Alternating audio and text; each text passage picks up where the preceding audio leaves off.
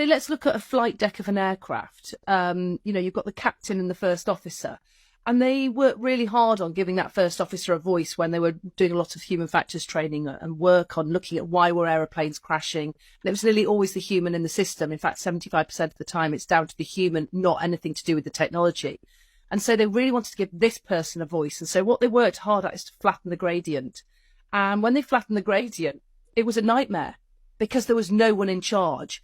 And they realized that actually that's not the gradient you need. You need there to be not this, a very steep hierarchical gradient, but a much flatter gradient where this person does have a voice and yet there's still the respecting of authority and there is still the decision maker.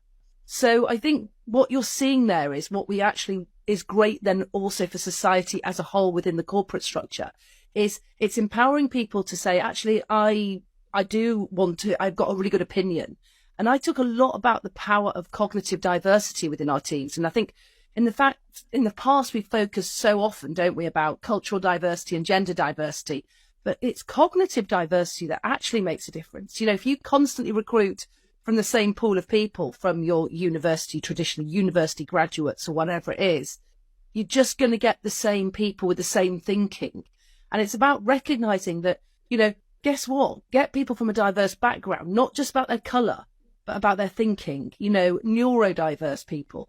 And suddenly it might not be the most, let's just say it's not a team where you go, oh, they're all people like me and it's just wonderful.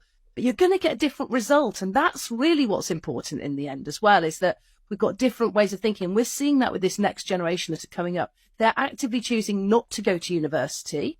You know, some of the brighter people are saying, I don't want £60,000 of the debt to just basically socialise for 3 years. Actually, I want to actively seek out something different. I want to go straight into a career. I want to find a job that can give me what I want. And I think that's brilliant. And I think that that's where we need to be looking a lot more now, is that sort of cognitive diversity within our teams.